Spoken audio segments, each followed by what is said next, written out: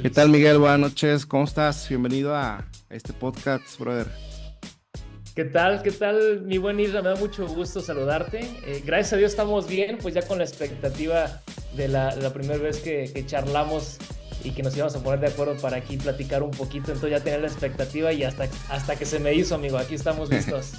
Gracias a la orden. Creo que tú estás en Querétaro, tu servidor en Monterrey, ya lo habíamos Sí, planeado hace un buen ratito, ya gracias a Dios se dieron los tiempos. retó. Gracias por tu tiempo, brother. La verdad, valoro siempre el tiempo de todos los invitados. Y pues bueno, te digo, la idea del podcast es conocer un poquito al pastor, conocer un poquito más las entrañas del pastor, las cosas padres, las cosas no tan padres. Ujú.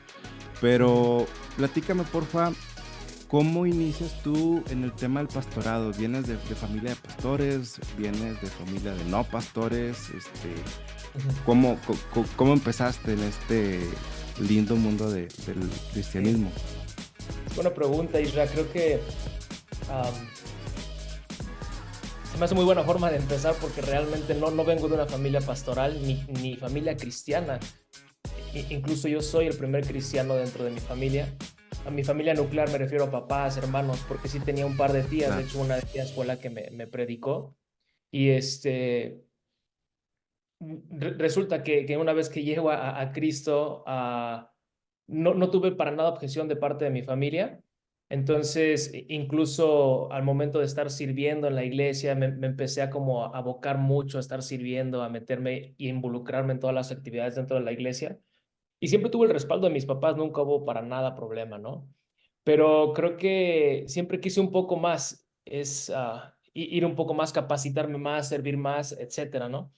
Entonces llegó un momento en el que creo que eran 2 años, amigo, que tenía ya como cristiano y platiqué con mi pastor y le dije, ¿sabe qué, pastor? Pues quiero irme, me quería ir a una base misionera creo que está en Cuernavaca, Ok. sí es Cuernavaca, Morelos, y me quería ir para allá porque quería capacitarme y servir más de lleno, ¿no? Pero él me dijo, ¿sabes qué? No conozco allá, mejor vete a un instituto que ahora es la Universidad Cristiana de México, antes era el IBN, cuando él Ujú. estudió. Me dijo, yo conozco a ellos, sé que hay un poquito más de confianza, conozco la doctrina, conozco las personas, entonces, pues él me trajo, amigo, él me llevó ahí a las instalaciones de la universidad y conocí un poquito. Entonces, pues tomé la decisión de irme a estudiar, a tomar ahí la carrera en teología en la Universidad Cristiana de México. Curiosamente estaba ya comprometido y estuve un semestre ya comprometido viviendo acá y en Querétaro y mi esposa estaba viviendo en Juventino Rosas, que es Guanajuato. Entonces, pues más o menos fue como se dio, pero hablándolo desde la perspectiva un poquito más como espiritual, amigo, por Ok. decirlo así, creo que era muy palpable que no estaba tan conforme o- con lo que estaba haciendo de estar sirviendo y tenía como un hambre de más, tanto en conocimiento de la palabra, definitivamente pues en la iglesia recibíamos instrucción y todo esto, pero dice, es que yo quiero más, yo quiero saber el por qué esto, el por qué lo otro, ¿no? Y también en la cuestión de capacitarme para poder servir de una mejor manera. Entonces, duré un tiempecito así y creo que ahí fue donde Dios puso ese deseo, ¿no? Ese anhelo y se abrieron las puertas. Entonces, honestamente, yo cuando me fui a capacitarme, amigo, no estaba pensando en el ser un pastor, no estaba pensando en tener un puesto, simplemente capacitarme para servir de mejor manera, ¿no?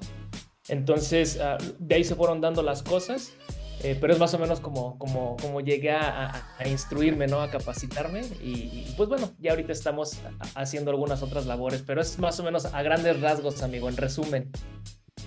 No, es linda la historia y me parece importante saber de dónde venimos para saber hacia dónde vamos totalmente. Y ahorita que Sí. platicabas de tu señora esposa, esta transición entre que todavía no estaban a punto de casarse y estaban en ese proceso, para el pastor, ¿qué tan importante es su esposa, es la mujer? Porque siempre en la iglesia pues vemos al frente al hombre, siempre vemos al frente al Sí. pastor, siempre vemos en la predicación, en oración, en tantas cosas que hacen durante la semana, Ujú. pero qué tan importante es el apoyo de la esposa del pastor.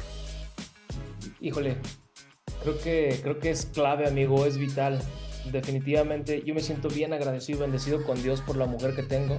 Gracias a Dios, ambos estamos sirviendo en el ministerio de tiempo completo y es de gran bendición, hermano. Am, te comparto una pequeña historia que tuvimos antes de casarnos. Ah, ella estaba terminando su carrera, ella es ingeniero industrial.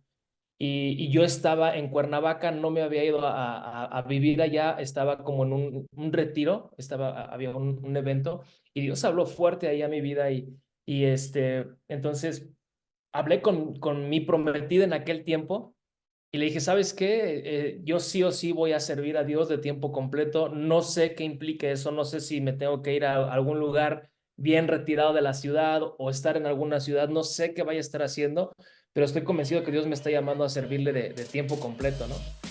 Y ella ya era cristiana, pero no tenía la idea de qué era servir a Dios de tiempo completo y el llamado y todo esto, ¿no? Y curiosamente, pues ya le había dado el anillo, amigo, entonces ya estábamos ahí comprometidos y ella me dice, ¿sabes qué? Es que yo no me veo así. Yo estoy estudiando una carrera, estaba ya creo que un par de meses para terminar y pues toda su familia son profesionistas y viven de una manera diferente, la filosofía de vida es diferente, etcétera. Incluso su familia no es cristiana.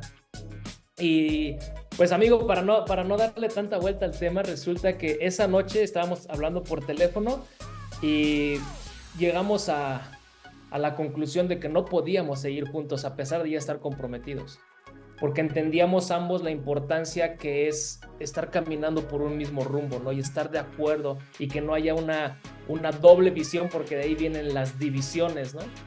Entonces, pues así fue, amigo, no, hombre, me dormí bien agüitado porque, pues, es la mujer que amo, ¿no? Y aparte ya le había dado el anillo, entonces, no es cierto. Bueno, sí, le había dado ya el anillo, pero eso está como de más.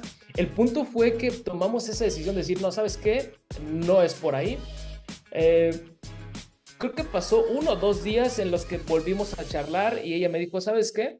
Dame chance, termino mi carrera y te sigo a donde apunte el guarache, ¿no? A donde vayamos a servir, ahí le damos juntos, no nada más dame oportunidad de terminar mi carrera. Y así fue, amigo. Entonces, con esto estoy intentando responder la pregunta de, para mí, ¿cuál es la importancia de estar en sintonía con mi esposa como un pastor o como un siervo dentro de la iglesia cristiana? Para mí es clave al grado de que en su momento estuve dispuesto a no seguir con ella si no seguíamos por el mismo rumbo. Porque de hecho lo dice la palabra, no andarán dos juntos si no están de acuerdo. Entonces, y ahorita lo estoy experimentando, amigo. Dios obró bien padre en mi esposa, en mi vida. Y ahorita, hace poco le tocó a mi esposa compartir una meditación. Dios lo usó impresionante hablando a mi vida, que cuando se bajó, así que yo le dije, amor, de verdad ya tenía rato que yo no recibí una palabra como Dios la está ministrando a través de ti. Constantemente dialogo con ella y hay una visión diferente a la que yo como hombre puedo tener. Hubo una temporada en la que estaba en tiempo de ayuno y sentía mucho su respaldo. ¿Cómo te puedo apoyar? Vamos a cocinar esto. Entonces aligera la carga, por decirlo de alguna manera, y lejos de ser una carga, pasa a ser una gran bendición estar caminando junto con la mujer que amas, porque no estás preocupado en qué tal si hago esto y descuido mi casa, porque estamos colaborando juntos, ¿no? Entonces, para mí es esencial que ambos estemos apuntando hacia el mismo rumbo. Súper bien, excelente y definitivamente es una ayuda idónea. Fíjate que Sí. yo trato de platicar también con los invitados en el tema de cómo arrancan sus mañanas. A mí me parece importante eh, las primeras horas del día, qué hábitos tienes que nos puedas compartir Sí. a razón de tomar lo bueno e imitar lo bueno, porque como arrancas tus mañanas va a definir tu resto del día y Ujú. consecuente tu semana, consecuentemente tu mes y consecuentemente tu año. Sí. Algunos meditan, algunos hacen ejercicio, algunos leen libros, pero tú en lo particular, brother, ¿cómo arrancas tus mañanas? Pues las arranco como en tercera, amigo, bien modorro, porque me paro tempranito. Usualmente procuro que sea a las 5 de la mañana. Y digo usualmente porque a veces si tuve una noche, terminamos el grupo de vida o la célula, el grupo en casa un poco tarde y ando medio cansadón, batallo un poco más para levantarme, ¿no? Pero procuro hacerlo a las 5 de la mañana y para arrancar mi día con todo, obviamente primero buscando a Dios, ¿no? Pero te comparto que gracias a Dios tengo la costumbre ya de hace algunos años al momento de iniciar, incluso no a iniciar en enero, me refiero al inicio de año, sino un poquito antes, procuro a veces hacerlo en diciembre, planificar mi año, proyectar algunas cosas, obviamente buscar la voluntad de Dios, saber hacia dónde vamos a estar apuntando. Y he aprendido que hay cuatro áreas que son como aquellas funciones que son vitales, ¿no? Que son cuestión de vida o muerte, por decirlo así. Y he aprendido que tenemos esas cuatro áreas que es la fe y todo lo que implica, el tema de la familia, las finanzas y el físico. Entonces procuro planificar mi año buscando la voluntad de Dios en estas cuatro áreas, hacia dónde Dios me está apuntando en la fe, qué proyectos hay, a quién voy a estar discipulando, etcétera, ¿no? Todo eso. Igual en el tema de la familia, qué necesidades tiene mi esposa, cómo puedo proveer, cómo puedo guiarla, cómo puedo instruir, cómo puedo proteger. Y así, amigo, entonces trato de planificar en cada una de esas áreas, incluso en el aspecto financiero, estar a lo mejor incluso hasta proyectando el retiro, por decirlo de alguna manera, físicamente cómo me voy a estar cuidando. Y eso me da un panorama, un norte bien claro para poder tomar decisiones después, mes con mes, semana con semana, día con día y hora con hora. Y eso, brother, Adelante. ¿de dónde lo aprendiste? ¿De dónde agarraste ese hábito? ¿Quién te lo inculcó o lo leíste dónde? Porque Sí. no se me hace muy común el simple hecho que como mexicanos planifiquemos menos las finanzas, Sí. pero sí estaría padre como conocer de dónde vienen ese buen hábito que tienes. Sí, sí, hermano. De hecho, cuando estaba en la universidad, de una u otra forma empecé a investigar y trataba en mi entendimiento, buscando algún librito y cosas así como de acoplarme, ¿no? Y tratar de organizar y planificar, como tratando de ser un buen mayordomo, ¿sabes? Desde el tiempo que Dios me ha dado, de mis recursos, de la energía, etcétera. Pero creo que fue un parteaguas, amigo, cuando llegué al ministerio en el que estoy trabajando. En este ministerio que es de plantación de iglesias, demanda sí o sí que haya orden. Si queremos tener mayor impacto, si queremos ser buenos mayordomos, ser dirigentes, demanda que haya una buena organización. Y fíjate, el director de Impacto Networks, es Sergio Alvarado, nos dice constantemente que hay tres claves, ¿no? Es dirígete primero a ti mismo, dirige tus proyectos y dirige tus equipos. Entonces, dentro de dirigirme a mí mismo, pues está esta parte, ¿no? De la planificación. Y profundizamos un poco más en un ministerio que es de Impacto Network que se llama Hijos del Rey, justamente de la playerita que traigo. Ahí fue en donde empezamos a profundizar mucho más en esto, que incluso enseñamos a otros pastores, a otros cristianos, a otros líderes, a que puedan tomar ese orden, esa prioridad en sus vidas, ¿no?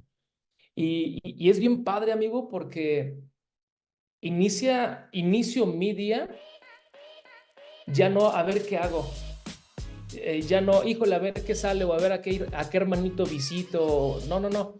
Ya iniciamos con, con un objetivo bien claro y el tiempo bien definido, incluso hasta procurando también los tiempos, apartar los tiempos para estar con la esposa, un tiempo de relajarse, etcétera, ¿no? Pero a ver, es que es bien interesante esa parte porque eres de otra generación. Sí. No es muy común eso. Y en ese sentido, ¿usas algún tipo de aplicación para administrar tu día, tus proyectos, tus equipos de trabajo? ¿Qué aplicaciones usas? Sí, sí, amigo. Usamos Asana, y digo usamos porque es como trabajamos así los proyectos en el ministerio. pero también de manera personal uso Asana. Entonces procuro tener así como diferentes columnas, ¿no? Una columna que son los proyectos que van entrando, otra columna que son los proyectos de la semana, otra columna que son las actividades recurrentes que sí o sí diario las tengo que estar haciendo y otras columnas que son, por ejemplo, lo que estoy haciendo el día de hoy, ¿no? Lo que me voy a enfocar en este día. Entonces, esta aplicación de Asana la recomiendo muchísimo. Hay algunas otras. Google Task, a lo mejor está un poquito más limitada, pero puedes ahí estar apuntando tus tareas y todo esto.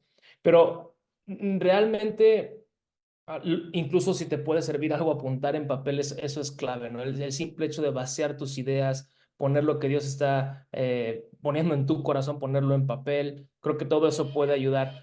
Pero sin embargo, si se puede usar una aplicación, la verdad es que es buenísima porque yo la traigo en mi celular y está vinculada al calendario, entonces todo eso me ayuda a ser un poquito más organizado. Fíjate que la que yo uso, Notion, Ajá. digo, tanto para el trabajo como para actividades diarias, Sí. también es recomendable, así de que es muy buena para administrar proyectos, tiene una versión gratuita, Ujú. y como tú dices, ¿verdad? En el móvil, en la tablet, en la computadora, puedes tener Pues, tu información y qué padre, qué padre, porque es muy importante administrar nuestro tiempo, claro. este, que es limitado, o sea, ya básicamente 8 horas y estamos dormidos, descansando y hay que administrar bien el tiempo que Dios nos presta.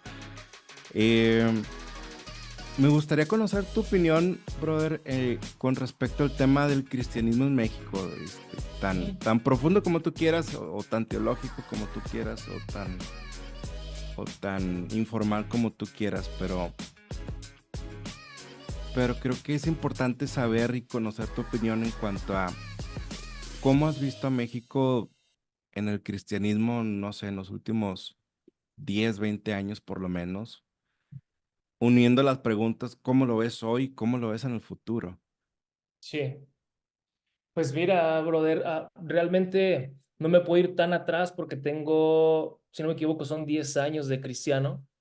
Eh, Ha ido revolucionando muchísimo, ¿no? Ahorita los tiempos cambian bastante rápido, pero pues tuve la experiencia de estar en una iglesia un poco conservadora. Era un pueblito, pues es ciudad, pero es muy pequeña. Entonces sí, sí éramos muy conservadores ahí. Am, Estaba, por ejemplo, el tema, no sé si has llegado a escuchar, ¿no? O incluso lo has vivido, el tema de que no puedes ir al cine porque pues no está bien hacerlo, ¿no? O, por ejemplo, yo tuve que dejar de jugar fútbol, me encantaba jugar fútbol y era, no, espérate, ¿cómo vas a jugar fútbol? Porque pues primero hay que ir a la iglesia, ¿no? Entonces, sí, en mi experiencia, para hablar de mí, porque no puedo hablar de los demás, en mi experiencia, amigo, la verdad es que incluso llegó un momento en el que empecé yo a poner ciertas barreras con la gente que no era cristiana y llegó un momento en el que me quedé sin amigos no cristianos. ¿Y a quién le predicas?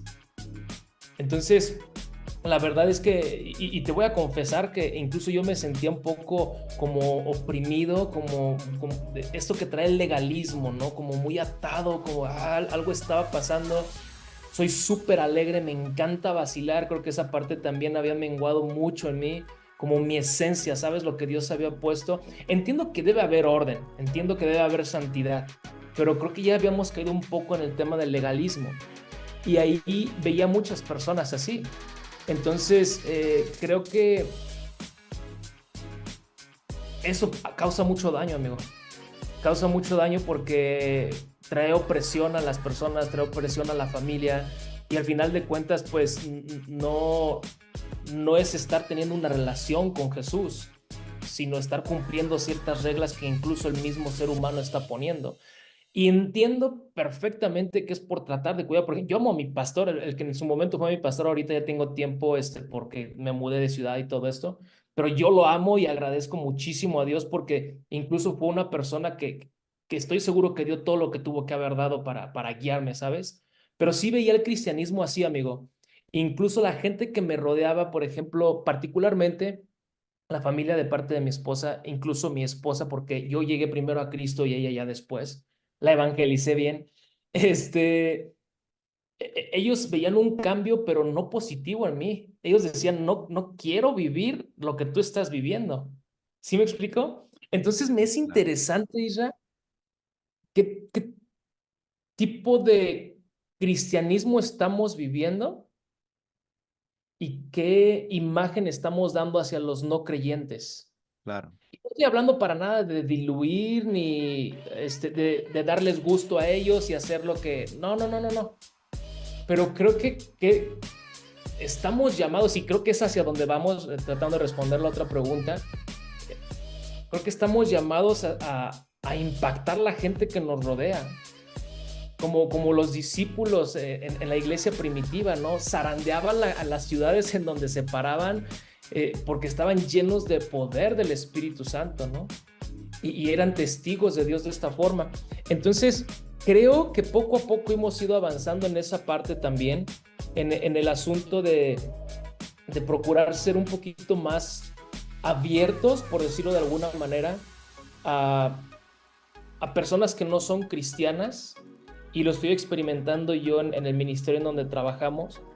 Procuramos que las cosas que hacemos sean entendibles para la gente no cristiana. Por ponerte un ejemplo, claro. amigo. Um, en la iglesia en donde estamos plantando actualmente, procuramos no decirnos hermano, porque estamos tirándole a la gente no cristiana.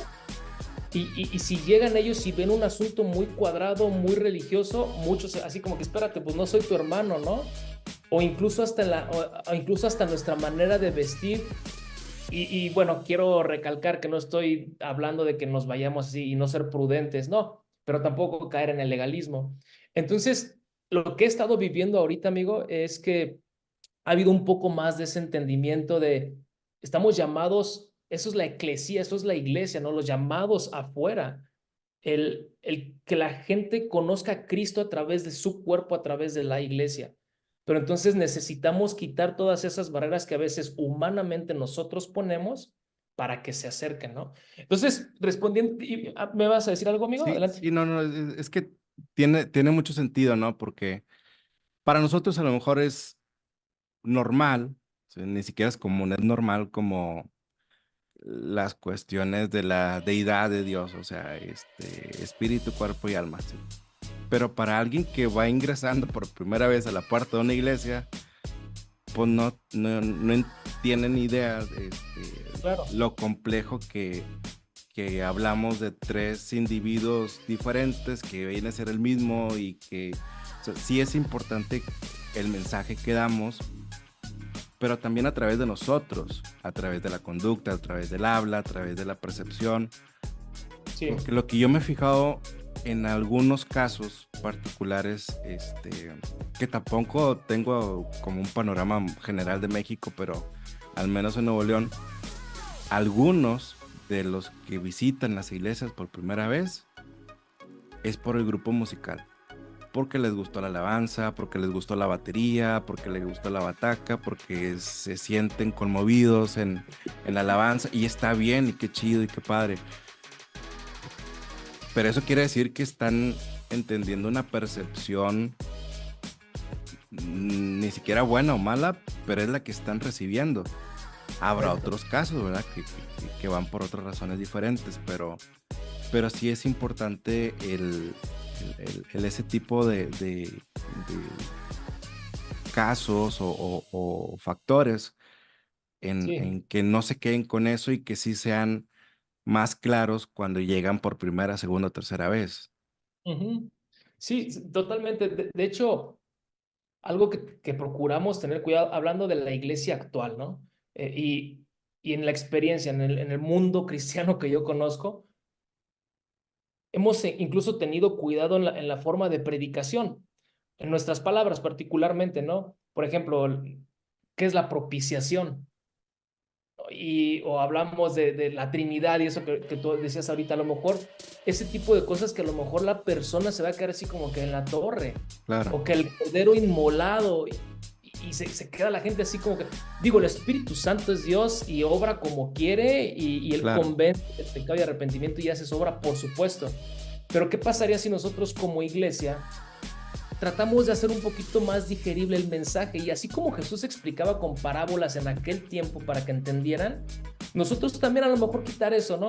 Y ha pasado, es un reto, amigo, porque ha pasado que podemos caer en el tema de, ok, estamos predicando mucho hacia afuera y ¿qué hay con los que ya están adentro? ¿Sí me explico? Estamos dando mucha leche, pero poca carne para los que están adentro. Entonces es un tener un buen equilibrio y a lo mejor buscar otras plataformas, y es parte de lo que hacemos. Se predica usualmente los domingos, procuramos que sea para que venga gente, que llegue gente nueva y tratamos de preparar todo para que ellos puedan llegar a un lugar adecuado y que entiendan el mensaje del evangelio. Y las personas que ya están, que ya somos más añejos, que tenemos más tiempecito, a lo mejor damos la carnita en el grupo en casa, en un discipulado 1 a 1, o en el discipulado o en las clases que son como discipulado ya normal, ¿no? Entonces, creo que este es uno de los retos que estamos enfrentando en la iglesia actual, de tener un mensaje claro, 100% verdad, pero también 100% amor, ¿no? Hablarlo con claridad, pero sin diluir el evangelio. Y creo que hacia donde vamos, amigo, y lo digo sin temor a equivocarme, creo que vamos a ir avanzando, porque al final de cuentas es el plan de Dios, la iglesia está en manos de Dios, y lo dice su palabra, ¿no? Él irá perfeccionando, ¿no? Y creo que la iglesia, así como la maldad va en aumento, también la iglesia va a ir siendo perfeccionada o estamos siendo perfeccionados. Entonces, si de repente es necesario un poco de tribulación o algún momento por ahí complicado, yo siento que de repente es necesario, ¿no? Porque a veces en mi entorno, en mi opinión muy personal, siento que estamos como en un aletargamiento, como un estamos cómodos, ¿no? No pasa nada. Pero ¿qué pasa si cuando empieza a haber persecución, o en aquellos países, ¿no? Que de repente vemos, o incluso hasta en Israel mismo, en China, etcétera? Ahí se aviva.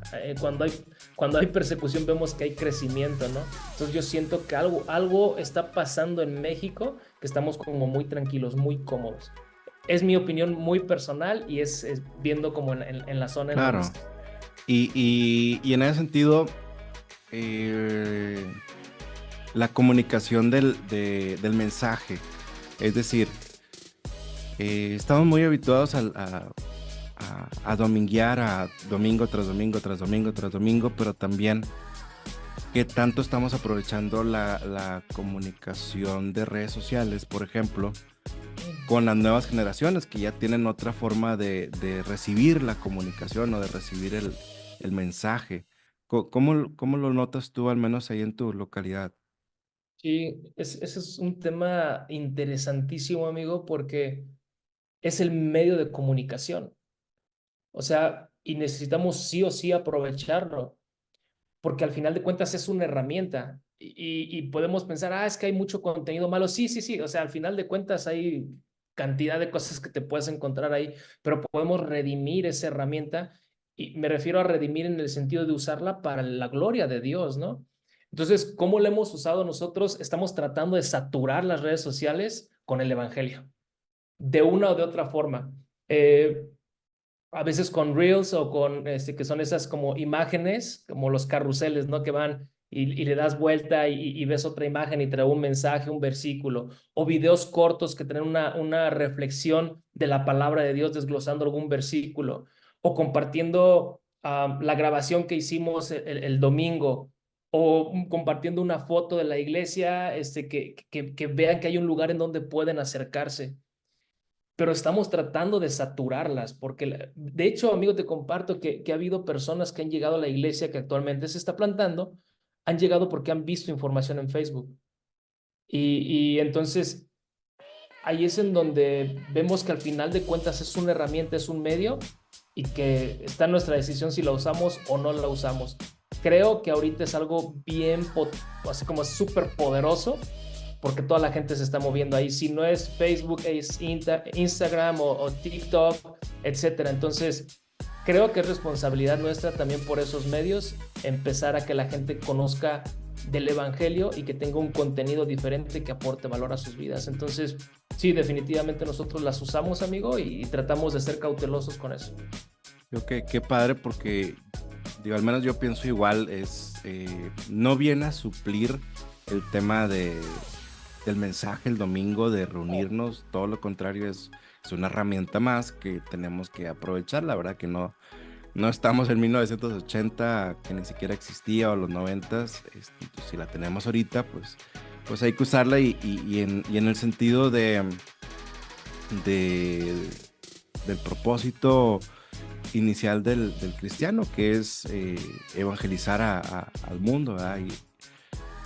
Entonces, si eso nos permite llegar a más lugares, pues qué padre. Y si en el camino alguien llega y toca y dice, ay, oye, fíjate que vi que la iglesia está aquí, ¿me recibes? Pues qué bueno, ¿no? Y es un tema muy, muy extenso, pero a grandes rasgos, las redes particulares de ustedes, ¿dónde tienen más resultado? ¿En Facebook, en TikTok o en Instagram? Híjole, brother, esa es buena pregunta y no sé si tenga yo la respuesta porque justamente mi esposa es quien se encarga de eso, entonces anda ahí como bien, bien metida ella, ¿no? Pero sé que depende lo que estemos publicando, porque a veces tenemos un evento que es un poco más su enfoque hacia jóvenes y el enfoque en los jóvenes es Instagram. Hay mucho joven moviéndose en Instagram. Pero si tenemos algún evento como para pastores, para líderes, como un poquito ya más, más de antaño, se mueve mucho Facebook. Entonces, la verdad es que sí varía e incluso el contenido que estemos subiendo. Por ejemplo, en TikTok es mucho los videos cortos, 30, 40 segunditos, das una idea bien clara y ahí la gente, sabes, ahorita ya estamos buscando contenido poquito, o sea, como que la atención que tenemos de ellos es muy corta. Entonces, sí ha sido muy variado, amigo, y dependiendo del contenido que nosotros estemos produciendo. Claro, claro, ok. Aprovechando tus conocimientos de teología, mucho de la visión de la persona cristiana, pues obviamente es la salvación, ¿verdad? Hacer la confesión pública, el bautismo, y obtenemos la salvación a través de Cristo. Pero la pregunta que quisiera saber tu opinión es, ¿la salvación se puede perder una vez que la obtenemos? Sí. Am, creo que es una pregunta que desde siempre ha traído mucha controversia y opiniones divididas, ¿no? Y digo desde siempre hablando en mi persona, porque desde que llegué a Cristo estaba como ese debate, y, ay, ¿tú qué crees? No, pues yo creo que no, ¿cómo nos vamos a perder si a Dios nos ama? No, yo creo que sí, pues tienes que cuidar la salvación. Y siempre he escuchado esa parte, ¿no? Siempre ha habido opiniones divididas, incluso en la universidad, amigo había el team de salvación, sí se pierde y pues aguas, ponte las pilas, ¿no? Y había el otro equipo que era, no, pues cómo, no se pierde, ¿no? Una vez salvo, para siempre salvo. Ah, órale. Pero yo pienso, amigo, que, y respondería a esta pregunta pensando como en tres tipos de personas procurando dar bendición a quien está escuchando. Si alguien que está escuchando este episodio se está preguntando si la salvación se pierde porque quiere conocer un poco más y ser cauteloso, yo quiero decirle que algo que a mí me ha funcionado mucho es descansar en lo que dice Filipenses 1:6, ¿no? Que dice que el que inició la obra la llevará a la perfección. Entonces, Dios ha iniciado la obra en nosotros, incluso la fe que nosotros necesitamos para aceptar el sacrificio de Jesucristo y ser salvos, esa fe viene también del Señor. Pablo lo dice, ¿no? Que tengo que no me haya sido dado. Entonces, por un lado, yo trato de descansar y descanso en que Él ha iniciado la obra y que Él la llevará a la perfección hasta el regreso de Jesucristo. Descanso. Él está a cargo, Él está al timón. Pero por otro lado, procuro cuidar mi salvación, esa salvación que Dios me ha dado, ¿no? Y lo vemos, de hecho, en Hebreos el capítulo 2, los primeros versículos, está hablando justamente de eso, ¿no? Y les dice, si aquellos, hablando en el Antiguo Testamento, que descuidaron esa salvación que fue instruida por medio de los ángeles, hablando de la ley y todo este tema, no les fue perdonado y hubo una consecuencia grave, ¿cuánto más a nosotros si descuidamos una salvación tan grande, ¿no? Y que nos fue dada por medio del Hijo de Dios. Estoy parafraseando un poquito Hebreos. Entonces, también trato, por un lado descanso, pero por otro lado digo, tengo que cuidar la salvación que Dios me ha dado, ¿no? Y procurar vivir en santidad, tanto en mis pensamientos, en mis palabras, en mis acciones, incluso hasta por mero agradecimiento, ¿no? Entonces yo le diría a esa persona, está pensando que la salvación se pierde, a mí esto me ha funcionado. Si hay alguien que está pensando, híjole, la salvación se pierde porque cayó en pecado y tiene temor, me encanta recordar lo que dice Primera de Juan, capítulo 2, ¿no? Cuando se está refiriendo, Juan les dice, hijos míos, estas cosas les escribo para que no pequen. Pero si alguno llega a pecar, tienen un abogado para con el Padre, que es Jesucristo el justo. ¡Wow! Entonces, si tú estás preguntándote ahorita por qué pecaste y tienes temor a perder tu salvación, te recuerdo Primera de Juan, capítulo 2. Tienes un abogado para con el Padre. E incluso sería necesario mencionarte también, ¿no? Y me refiero a los que están teniendo esta duda. En Santiago 5:16 nos dice que debemos de confesar nuestros pecados unos a otros y orar unos por otros para que haya esa sanidad, para que haya ese perdón, esa liberación, por decirlo así, de nuestra alma, ¿no? De estar cargando ese peso. Entonces, si has pecado y estás poniéndote en duda, te animo a que recuerdes estos dos pasajes. Y hay otra persona que a lo mejor me gustaría enfocarme, si se están preguntando si la salvación se pierde para darle rienda suelta, híjole, a lo mejor necesitan de nuevo escuchar el evangelio, ¿no? Porque realmente cuando una persona es salva, entiendo que hay lucha contra el pecado, contra algunos hábitos, concupiscencias, etcétera, pero siempre está el deseo de vivir en santidad y no me ando preguntando si la salvación se pierde o no se pierde. Entonces, esa es mi manera, amigo, como yo ahorita lo he vivido, como yo ahorita trato de caminar adelante. He caído, por supuesto que sí, pero recuerdo precisamente estos pasajes que hace ratito mencionaba, ¿no? Esa es mi forma, amigo, esa es mi opinión al respecto. Súper bien. El Mac de ahorita, del 2024, si tuviera la oportunidad de regresar 5 o 7 años atrás y darte a ti mismo un consejo, ¿qué consejos te darías?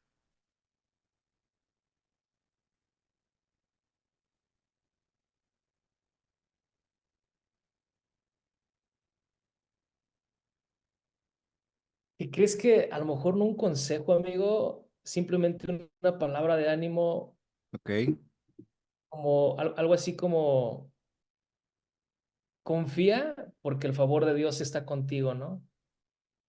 Porque definitivamente tanto mis caídas, equivocaciones, aprendizajes y todo eso no lo cambiaría, incluso hasta los momentos difíciles, porque han forjado mi corazón. Entonces creo que diría, es por ahí, confía porque Dios está contigo, ¿no? súper bien. Brother, en algo que nosotros ya pasamos como mundo, como país, por el tema de la pandemia, y ya lo pasamos como si haya pasado cualquier gripe, y la verdad es que impactó mucho a la sociedad. Muchos se fueron, muchos nos quedamos, fue algo impactante. Creo que para los de nuestra edad no habíamos experimentado una pandemia. Desde el contexto de iglesia, pastor, ¿qué tanto te afectó la pandemia y qué aprendiste de ella? Para poner un poquito en contexto, amigos, si acaso tengo que serán 2 años como fungiendo como pastor y no como pastor principal. Estoy como pastor asociado, por decirlo de alguna manera, que es como parte del cuerpo de ancianos. Es un equipo que está plantando una nueva iglesia, pero hay un pastor principal. Pero eso es hace 2 años. Entonces, cuando estuvo lo de la pandemia, yo no estaba como tal ejerciendo como pastor. Sin embargo, sí estaba en liderazgo. Y, amigo, la pandemia reveló, y justamente una pregunta que hacías hace rato, ¿no? Reveló la condición actual de la iglesia en todo el mundo. En mi entorno,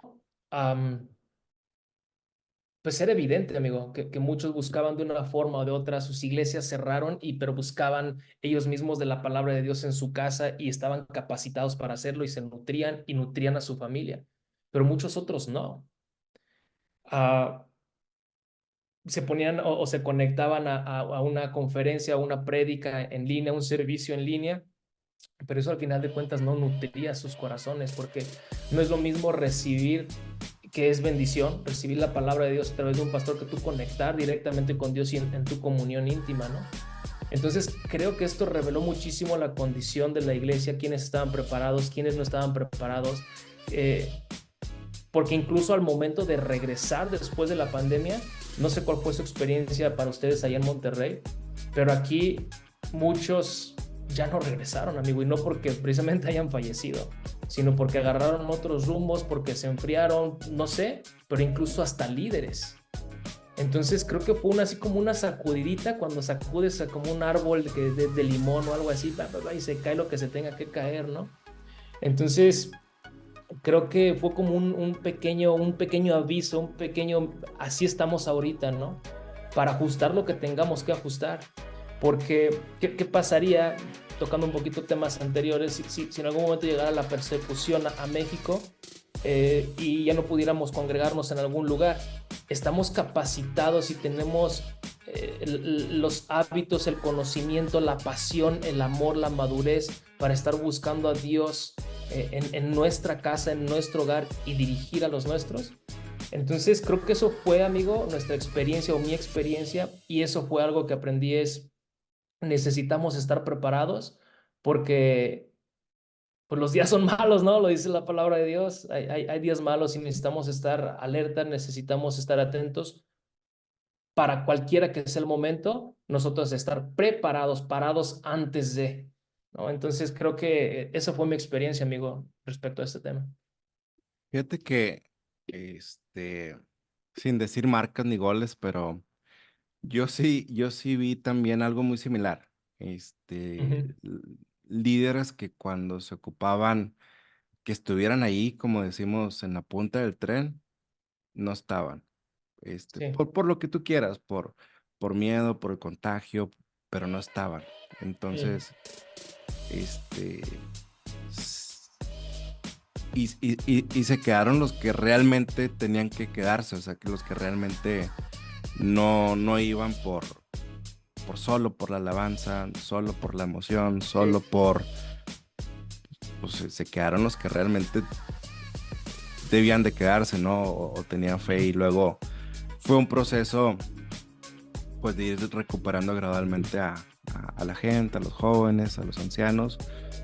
Este, yo en esa época, fíjate que yo me cambié de iglesia, ok, pero fue por un tema de que a mi percepción, no sé, o sea, yo quería reunirme, pero no se completaban las cuestiones de sanidad o de cubrebocas o de distancia, entonces dije, no, pues sí quiero reunirme, pero con las condiciones correctas. claro. Este, y listo, no pasó más allá. Y yo creo que sí fue un punto de quiebre positivo para la iglesia para el tema de redes sociales, porque Ujú. ahí al menos los jóvenes Sí, dieron el do de pecho en cuanto a equipos, en cuanto a streaming, en cuanto a conexiones, sí, y que ahora, a la fecha de hoy, se mantiene. A lo mejor en YouTube, a lo mejor en Facebook o el en vivo, pero claro, sí claro. sirvió. Definitivamente hay algo muy positivo en eso. Sí, buenísimo. Sí, eso llevó como a buscar formas, ¿no? Y a experimentar cosas que a lo mejor por una cosa u otra teníamos miedo y no lo habíamos hecho. Eso nos llevó a buscar. Y es lo que hablábamos hace rato. O sea, como cuando hay persecución, o en este caso un momento difícil, te lleva a crecer. Y eso estuvo Claro. buenísimo. Lo experimentamos de la misma forma. Ujú. Eh, Decías al principio que formas parte de un equipo que se dedica a plantar iglesias. En México, en mi experiencia, pues digo, 40 años en el cristianismo, no he visto muchas iglesias. Sí hay iglesias, pero pocas o no tantas como quisiéramos. Sí. Este, sin dar una capacitación catedrática de cómo se planta una iglesia. ¿Podrías explicarme los fundamentos básicos de plantar iglesias? Sí, pues mira, particularmente, lo voy a tratar de explicar así súper rápido. Am, la manera en la que estamos trabajando nosotros es que se recluta a un equipo para plantar una iglesia, particularmente una pareja, esposo, esposa, que vayan a ser los pastores principales y les ayudamos a que ellos mismos estén armando un equipo para poder comenzar, ¿no? Tratando de que precisamente no inicien desde abajo y que no descuiden su familia y algunas otras áreas de sus vidas, y que también la obra inicie con un impulso fuerte. Una vez que se identifican, estas personas pasan por un proceso de capacitación que le llamamos nosotros residencia, en la que se aprenden muchísimas cosas enfocadas en tres áreas, ¿no? En planificar, que es el enfoque, en crear estrategia y después en ejecutar. Entonces, son capacitados en todas esas áreas durante 10 meses. Y hablando un poquito de lo que hacen, amigo, es, ok, ¿en dónde vamos a plantar? Pues obviamente buscamos la voluntad de Dios y tratamos de ser sabios. Señor, ¿qué quieres hacer y en dónde lo quieres hacer? Pero también hacemos una parte de talacha, por decirlo así, ¿no? Procuramos siempre que sean zonas urbanas, ciudades grandes, para levantar ahí una iglesia que después tenga la capacidad de levantar más iglesias.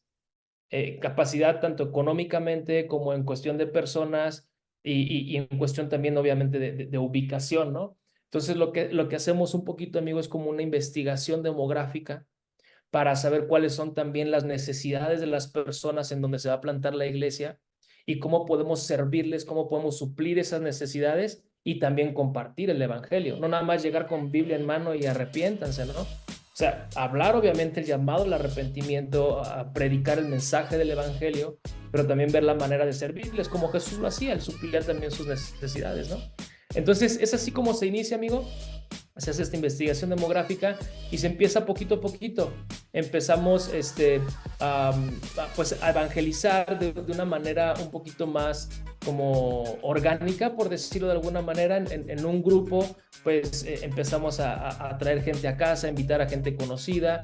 A veces conectamos con gente saliendo a orar y les preguntamos de manera directa, oye, ¿tienes alguna necesidad o algo así? Y esas son las formas, ¿no?, las que empezamos a conectar poco a poco. Algo que es clave es que las personas que van a plantar una iglesia vayan y vivan en aquel lugar y sean parte de la comunidad de ese lugar. Que se involucren, que sepan qué es estar viviendo ahí, que sean parte de ellos, que sean uno más de ese lugar, ¿no? Y que se empiecen a involucrar. Y hay muchas otras formas, ¿no? Que de hecho hay una capacitación que se llama capacitación de alcance, cómo podemos conectar con gente nueva, ¿no? Y ahí empieza, amigo, y va creciendo poco a poco. Como la iglesia es nueva, se tiene un equipo, se le llama equipo administrativo, que es un cuerpo de ancianos externo, es decir, pastores, gente madura externa, que está ayudando al gobierno de la iglesia que se está plantando. Entonces, el equipo que se fue a plantar está como hasta cierto punto rindiendo cuentas, por decirlo de alguna manera, a pastores externos, a ancianos, y les están ayudando a sana doctrina, su cuidado personal, el cuidado de la familia, etcétera. Entonces, procuramos tener mucho cuidado en eso hasta que llega un momento en que se levantan líderes de esa iglesia que se plantó. Obviamente es todo un proceso, ¿no? El discipulado, pasan un tiempo de prueba para ser ancianos, para ponerse al servicio, etcétera. Entonces, es así a grandes rasgos, amigos, hasta que llega el punto que esa misma iglesia que se plantó tiene más líderes y lanza a otro equipo para plantar nuevas iglesias y también auspiciado de una manera económica. Es como un resumen así muy breve, amigo. Súper bien, gracias. 5 libros, brother, que que recomiendas a la comunidad leer. Digo, pueden ser de la Biblia, pueden ser que tú hayas comprado, adquirido, te hayan regalado 5 Sí. libros que nos recomiendes leer. ¿Cuáles serían? Híjole, está buenísimos. Hay varios, se me vienen a la mente algunos, pero particularmente me encanta el Evangelio de Juan. Ese sí o sí me lo tengo que echar seguido. Hablando de un libro de la Biblia, ¿no? Recientemente acabo de leer un libro que se llama Hijos de Intimidad, de Mariano Senegal. También es buenísimo. Hay uno que gana la guerra o la batalla de la mente. Habla precisamente de cómo cuidar nuestros pensamientos, ¿no? Actualmente estoy leyendo uno que se llama El cuidado de su presencia. Habla justamente eso, ¿no? De cómo el Espíritu Santo está con nosotros y en nosotros y cómo hay que cuidar esa presencia. Juan Carlos Mansewich, algo así es su apellido. Leí hace poquito el de Itiel Arroyo. Incendiario. Ese es buenísimo porque es como un devocional diario. Y actualmente estoy leyendo uno que se llama Iglesia Integral, de Mariano Senegal. Este está padrísimo, altamente recomendable. No lo he terminado de leer, pero conozco bien a la persona. El contenido está buenísimo. Habla particularmente de los 5 ministerios que Dios levantó para tener una iglesia madura y llevar al hombre a la estatura del varón perfecto, ¿no? Y habla de los ministerios del pastorado, el apóstol, el profeta, el maestro y el evangelista, ¿no? Y de cómo es necesario que en la iglesia haya esta madurez y que se puedan ejercer estos ministerios. Entonces está buenísimo, eso lo recomiendo mucho. No sé si ya dije 5. Sí, 5. Súper bien. ¿Tres pastores o líderes que me recomiendes invitar al podcast? Pastores o líderes. Ok, pues mira, definitivamente pienso que Sergio Alvarado puede ser muy, muy buena opción para que lo invites. Él es el director de Impacto Network.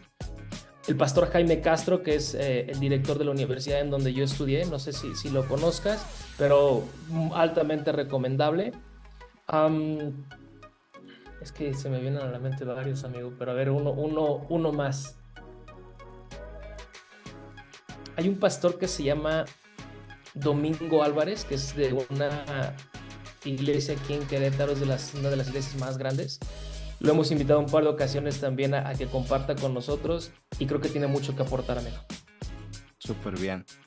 Si tuvieras la oportunidad de mandarle un WhatsApp a todo el mundo, ¿qué mensaje le pondrías ahí en el WhatsApp? Arrepiéntanse porque...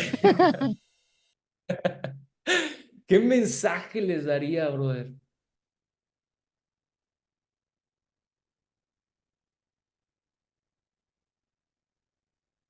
Creo que ya lo que ha impactado mi vida y creo que sería ese mensaje. Cuando supe que Dios anhela estar conmigo, transformó mi vida. Me cambió así como la perspectiva de lo que es el cristianismo. Él anhela estar conmigo, al grado de que estuvo dispuesto a hacerse hombre, humillarse a sí mismo, dejar lo que tenía que dejar allá en el trono. Se hizo hombre y ya siendo hombre se humilló hasta la muerte y fue obediente hasta la muerte y lo hizo por amor a mí. Entonces creo que eso le diría en este mensaje. No importa quién seas, qué estés pasando, qué estés haciendo, si tienes un alto puesto, un bajo puesto, que sepas que Dios anhela tener una relación viva contigo. Para mí eso sería el mensaje, amigos, es clave. ¿Y qué es lo más importante que tú has aprendido de la Biblia? Eso. Justo eso. Justamente esto, hermano, justamente eso. El haber entendido que la historia inicia con Adán y Eva en comunión con Dios y que termina en el Apocalipsis con el Padre viniendo por primera vez a la tierra y haciendo su morada entre su pueblo. Es así como que, ¿qué está pasando? O sea, el Dios creador del cielo y de la tierra anhela estar conmigo. Lo vemos cuando estaban en el desierto, ¿no? Que él estaba con Moisés. Moisés subía y él tenía esa relación con Dios, pero Dios en su anhelo dice, ¿sabes qué? Hazme un tabernáculo, porque yo quiero morar entre mi pueblo. Y lo vemos ahí, amigo. pero él no se quedó conforme ahí, sino que siguió avanzando en su plan porque no era suficiente estar entre su pueblo. Y después, ahora, lo que te compartí hace ratito, ¿no? Él viene y muere por nosotros, Jesucristo muere por nosotros para traernos a Él, para quitar esa barrera que había del pecado, para tener una comunión con nosotros. Claro. Por si fuera poco, nos hace su habitación y ahora su Espíritu Santo está dentro de nosotros. Entonces, qué anhelo tan grande de tener esa comunión tan íntima con su creación. Está increíble, por lo tanto creo que es de las cosas más importantes que he aprendido hasta ahorita en la Biblia. Seguramente Dios seguirá sorprendiéndome, pero creo que hasta ahorita es eso, amigo. Súper bien.